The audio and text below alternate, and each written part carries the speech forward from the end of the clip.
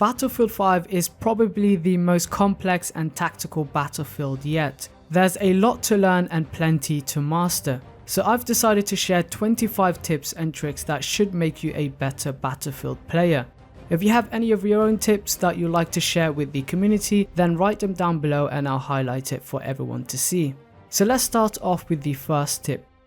When you're bleeding out and there's no medic or squad members around, changing squads can sometimes get you a body revive. It doesn't work every time, but it can be very useful if you're playing on your own and want to stay in the game.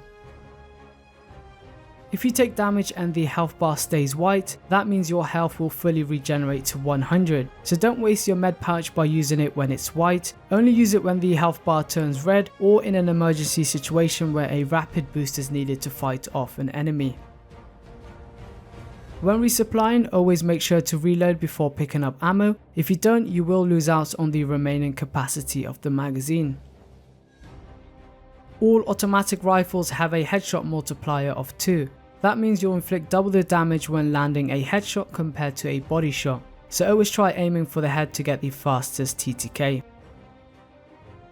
If a flag is evenly contested, moving closer to the flag will give you and your team more ownership of the objective. All support players carry a repair tool, so repair tanks and planes if one ever decides to crash land right next to you. All buildable fortifications and resupply stations are visible on the minimap, so instead of scouting for potential fortifications in first person, just try using the minimap instead. The head hitboxes in Battlefield 5 are larger than they were in Battlefield 1, so 99% of the time you do not want to go prone and expose yourself because you will get shot in the face. Instead, use fortifications and objects to bipod weapons while standing or crouching. Machine guns can penetrate through fortifications and wooden walls in buildings, but snipers can only penetrate through doors, vegetation and thin wood with reduced damage. You can cancel a grenade throw by pressing the reload button. Any other button will cause the character to throw the grenade, so don't waste your grenade if you don't have to, especially now that we only have one grenade slot.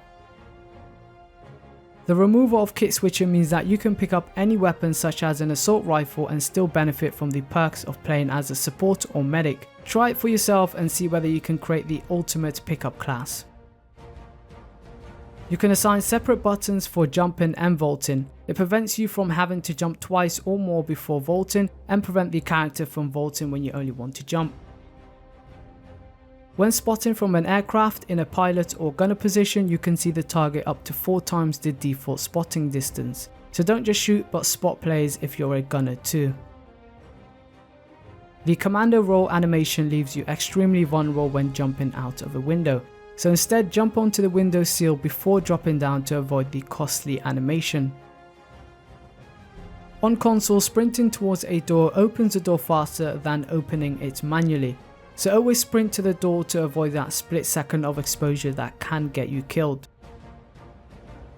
The best way to take out a tank is by causing systemic damage. The most vulnerable parts of a tank are the tracks, engine and turrets, and on a plane it's the engine and wings.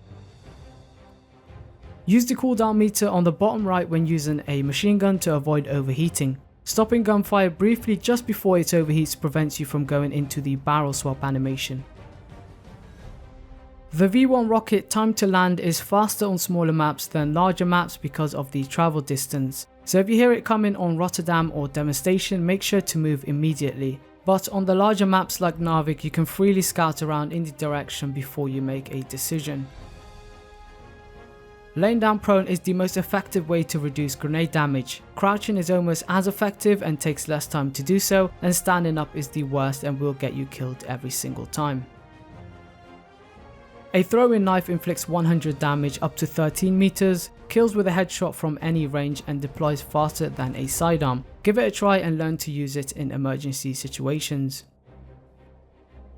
The return of Classic Conquest means that controlling more than half of the flags will consume the enemy's tickets, so defend the important central flags when you have the majority to earn a victory. 6x sniper scopes have scope glint, so always try using a 3x scope whenever you can to avoid being spotted so easily. Suppression doesn't affect the weapon's performance, but when you're fully suppressed or critically low in health, audio does get suppressed. The muted audio means you won't hear players coming, so always try removing yourself from the situation or heal up as quickly as possible.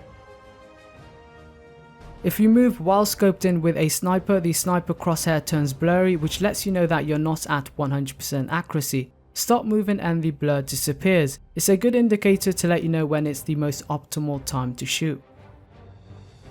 And lastly, the squad points that you accumulate in grand operations do not carry over onto the next map or game mode. So make sure to use all your squad reinforcement points before the end of the round, otherwise it will go to waste. So those are my top tips and tricks for Battlefield 5. If you made it this far, thanks for watching, leave a rating down below and I'll see you next time. Take care.